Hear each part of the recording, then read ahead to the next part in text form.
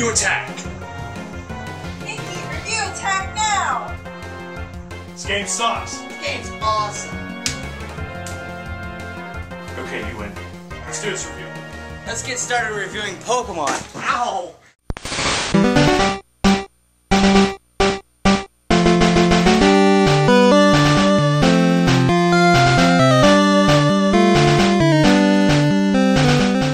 Hey guys, I'd like to introduce you to M&amp Imports. Today, we're going to review the Japanese cartridges of the original first generation of Pokemon with my friend here, M. So, without further ado, let's get this review started. So to start things off, we'll start off with Blue's intro sequence, where we have Jigglypuff fighting a Gengar. It's the same exact thing as in the Japanese Blue. Blue is green. Yes, Blue is green. Now we have the red version of the intro, and you'll notice one thing in particular, that when Nidorino comes up and hits Gengar, it doesn't flash immediately on the Japanese version, as it does in the American Red is blue. version. Now we have the Japanese and American versions of the sprites. Now you'll notice that the American version of the games are using the same sprites as the Japanese version of Blue. The Japanese version of Red and Green, we never saw those sprites. To us, they didn't really exist. So let me explain a little about what happened. As you know, we got the red and blue cartridges. Because, well, us Americans were kind of slow. We can only take with primary colors, I guess. Anyways, we have 3 cartridges. The originals being the red and green. What happened in Japan is the blue cartridge was a mail-in order only cartridge to Koro Koro magazine. Now, as we all know, that's a Japanese magazine that doesn't really exist over here, so, you know, first of all, it didn't really seem practical because Nintendo Power was the only gaming magazine we had, gaming magazine we had over here at the time. So, the other reason being is that, you know, it didn't really seem all that practical to have a third cartridge with all of it, seeing as how it's supposed to be, oh, you have that, well, I have this. You know, it's supposed to be a communicative, interactive thing. So, they decided to not have that. It's a very valuable cartridge. Decided not to have this one. Doesn't taste like chocolate. No, it doesn't. It kind of tastes like Plastic. yeah, it's made of plastic. Try this one.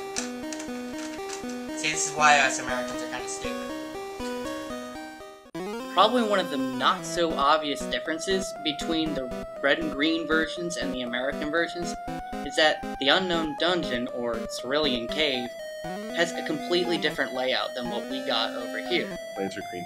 Yeah, well, plants or the soil, I guess you want to call it. Soil's blue. Well then, I guess that's rocks. Either way... They're white. Will you shut up?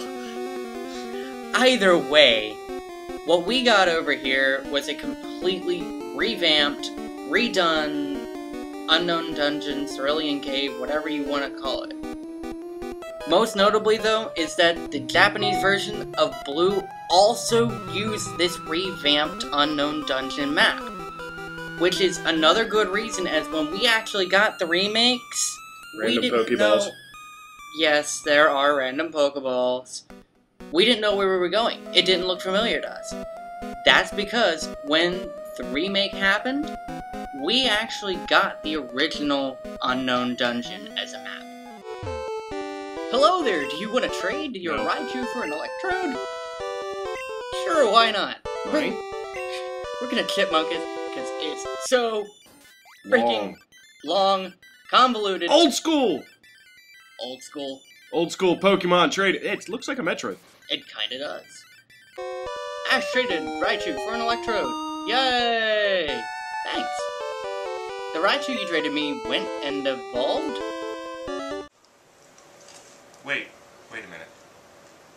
I thought Raichu was as far as Pikachu went. How can it evolve? It doesn't. And here's the reason why. what happened is, in the American versions of Red and Blue, we ended up getting this translated storyline from the Japanese Blue cartridge, which in this trade, you ended up trading a Kadabra for a Graveler, which, as you know, those two are traded evolution Pokemon. So the storyline made a lot more sense. When it was ported over to English, that storyline wasn't changed, but the Pokemon were. So, thus the discrepancy. So to sum everything up, there isn't a lot more that's different between the actual Japanese versions and the English versions of the games. But as a collective whole, there are a lot of weird things that happen, say glitches per se. Hey, Mickey. Mickey. M? Mickey. Where did you go? I could have sworn you were here just a minute ago. In the Game Boy. Game Boy's here. I'm in the Game Boy, numbnuts. What? Yeah, down here. Really? Yes. I guess you are. What's it like in there? I don't know, dude. It's all like weird, glitchy. I know what this is. This is Super Glitch World. Get out of here, dude. So, if I press these buttons, is it doing anything? Is there anything else in there? I don't know how to help you get out of there. What are you doing? Stop pushing the See, you went and pushed a bunch of buttons. Now I got this weird, bricky, glitchy looking thing staring me down. It's creeping me out, dude. What is it? I know what that is. It's a missing number. It's one of those glitches that I was telling you about. Well, thank you, Captain Obvious. It's what it says right there. I just had to wait a few seconds. You know what? I got an idea. Why don't we fight a glitch with a glitch? I got a Pokeball here. I'm going to glitch a Mew into the game, okay? What the hell's this thing? That would be Mew. It's another glitch Pokemon. What's it gonna do? Hopefully get your ass out of there. It is a psychic Pokemon after all. It should be able to help you in some way or form. Oh, that was scary. I can only imagine. Shall we continue? Sure. Okay. So, Wait. Okay. So to sum everything up, there are a lot of weird glitches within this game. Missing number probably being the most famous out of all of them. You know. The thing was creepy. Stared me down.